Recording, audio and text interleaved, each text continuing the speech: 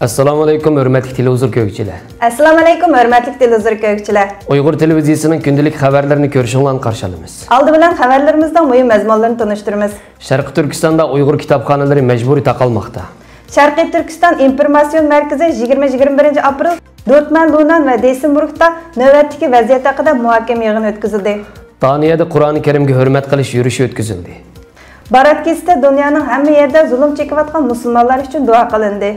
Tövəndə diqqətinizə xəbərlərimizin təfsili məzmunları bolsun. Amerikadakı Pensilvaniya Universiteti Asiya Tədqiqat Mərkəzinin yardımçı direktori Davud Tətman əpəndi 17 aprel günü Twitterga yo'llagan uchurda o'z egalligan ahvollarni bayon qilib, Qashqar va Xotandagi Uyg'urcha kitoblar sotilgan kitobxonalardan oz deganda 3 kitobxonaning 2018-yil atyoz mezgildan boshlab pechatlanganligini bildirgan. Mazkur uchurda yana Qashqar va Xotandagi Uyg'urlarning urf-odatlari aks ettirilgan san'at buyumlari sotilgan do'konlarning zo'r ko'pchiligining ishlari pechatlanganligi, Uyg'urlarning kitobxona va do'konlarining taqalganligi ilgari surilgan. Indiana Universitetida muzika va folklor tadqiqoti bo'yicha doktorlik aspirantligida o'qiyotgan Uyg'ur naqshi muzik tadqiqotchisi Alice Anderson 2018-yil 6-oy mezgilda Uyg'ur diyorida 2 haftalik qisqa sayohati bo'lganligini, bu mezgilda Qashqar Hitka jamoasi atrofidagi kitob do'konlarining taqilib ketganligini ko'rganligini bildirdi. Qashqarda 2013-2014-yillardan boshlab Uyg'urlar tarafidan ochilgan kitobxonalar diqqat nuqtasiga aylangan. Uyg'ur diyorida zo'r ko'lamli tutqun boshlangan 2016-yilning dastlabki mezgildida Uyg'urlar tarafidan ochilgan shaxsiy kitobxona va unsin buyumlar do'konlarining xo'jayinlari tutqun obyektiga aylanib, Qashqarda jumladan butkul Sharq Turkistonda kitobxona va unsin do'konlari orqa-orqadan taqalgan. Sharq Turkistondagi Uyg'urlar ochgan shaxsiy kitobxonalar pechatlanish bilan bir vaqtda hukumat tarafidan ochilgan Xinhua kitobxonalarida Uyg'urcha kitoblarning intayin ozligi yoki yo'qligi xalqaro taratqularda xabar qilinmoqda. 16 aprel New York vaqt gazetining muxbiri Paul Mozer tarafidan yozilgan Xitoyda nima uchun deydigan savol yo'q sarlavhalik ziyorat xotirasida qattiq taqib ostiga ilingan Sharq Turkistonning real ahvoli bayon qilingan. Mazkur ziyorat xotirasida yana kitobxonalarda Uyg'urcha kitoblarning intayin ozligi alohida tilga ilingan. Ammo Abturiyana bu intayin az Uyg'urcha kitoblar orasida Janubiy Afrikaning ozodlik uchun bir umr kurash qilgan Nobel tinchlik mukofotining sohibi Nelson Mandelaning Erkinlik so'zilgan uzoq yo'l nomli kitobining Uyg'urcha tarjimasini ko'rganligini tilga oladi. U yana shuncha qattiq muhosirga ilingan bu makonda doirlarning kitob do'koniga Nelson Mandelaning tarjimonini qo'yib qo'yishi Uyg'urlarni tutqun qilishdagi bir yamchik bo'lishi mumkin dedi. Xinhua kitobxonasining to'r bekitidan Uyg'urcha kitoblarning Xitoycha sahifasida sotilganligi, to'rda bor bo'lgan Uyg'urcha kitoblarning Xitoyning siyosatini tashviq qiladigan qonun o'gitish qo'llanmalari, Xitoy raisi Xi Jinpingning nazariyalari haqidagi tarjima kitoblar, lug'at qatorliq qurol kitoblar ekanligi aniqlangan. Uyg'urlarning o'zlari tarafidan yozilgan Uyg'ur tarixi, urf-odatlarga oid kitoblar va Uyg'urlarga tunish bo'lgan nodir Uyg'ur yozuvchilar tarafidan yozilgan romanlar.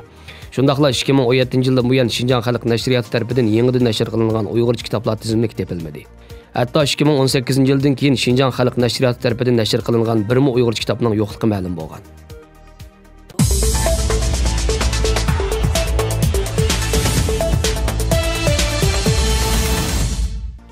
2019-yil 4-oyning 21 kuni tushdan keyin soat 2da Germaniya Deysenburgga joylashgan Sharqiy Turkiston uchur markazining taklifi bilan Turkiya Hoji Bayram Vali Universitetining professori doktor Abdurashid Abdujalil Qarluq, Deysenburgdagi turk derneklari vakillari va Belgiya, Gollandiyadan kelgan Sharqiy Turkistonliklarning qatnashishi orqasida tariximizga Xitoy va kultur munosabati shundaqla Sharqiy Turkiston krizisi temasida doklad berdi.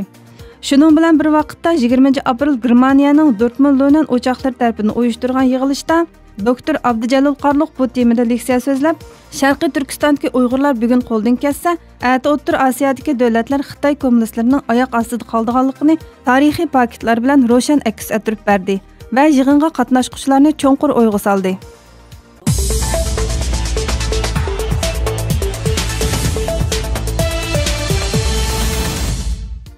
Daniyada musulmonlar namoyish o'tkazib, radikal o'ngchi Stram Cross partiyasining rahbari Rasmus Paludanning Qur'oni Karimni ko'ydirganligiga norozilik bildirdi.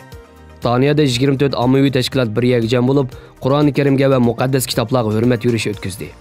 Daniyada turishliq turk ommaviy tashkilotlar, Daniya Turk diniy ishloh fondi jamiyati, Daniya Islom to'pi va xalqaro demokratlar birligining Daniya sho'basini o'z ichiga olgan jami 24 ommaviy tashkilot Blagaras Pladis maydonida bir yerga jam bo'lib, qo'llarida Qur'oni Karimni ko'tarishgan holda Kopenhag shaharlik hukumat maydoniga qarab yurish qildi. Yurish jarayonida shuarlar va takbirlarni to'g'lagan guruhga maydonga yetib kelgandan keyin azon o'qidi va bayonot e'lon qilgandan keyin tinish bir shaklda tarqalib ketdi. namoyishni qo'llab-quvvatlagan ommaviy tashkilotlar Daniya Qur'on Karim qatorliq barliq muqaddas kitoblarning ko'tarilishini qonun bo'yicha cheklash va Daniyada 2 yil ilgari amaldan qoldirilgan din haqorat qonunining qaytadan ijro qilinishi uchun imzo to'plandi.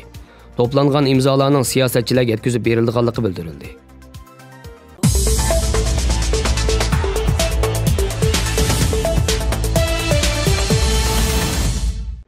Türkiye ve dünyanın her qaysi joylaridagi millionlagan musulmonlar Barat kechisini duolar bilan o'tkazdi. Türkiye Ovozi radiosi xabari. Gunohlardan poklanish uchun qo'llarini duoga ochgan musulmonlar dunyoning hamma yerida zulm ostida ezilayotgan musulmon qarindoshlari uchun duo qildi. Musulmonlarning eng muqaddas oylaridan biri bo'lgan Ramazonning xabarchisi deb qabul qilinadigan Barat kechisi duo, tilak va sajdalar bilan o'tkazildi. Barat kechisi 19 martda boshlangan 3-oyning 2-Chaban oyining 15-kuniga to'g'ri keladi. Gunohlardan poklanish va tavba qilish ma'nosini bildirgan Barat kechisini yaxshi fursat deb qaragan musulmonlar İstanbulda Sultan Ahmad, Ayub Sultan, Sulaymaniya va Chalmicha jamilarini to'ldirdi. Musulmonlar qo'llarini duoga ochgan holda Ramazon oyining xabarchisi bo'lgan bu kechini ham hayajon, ham ibodat bilan o'tkazdi. Xabarlarimizni ko'rganingizga rahmat. Ko'rishgacha omon bo'linglar. Xayr, xo'sh. Allohga emanet.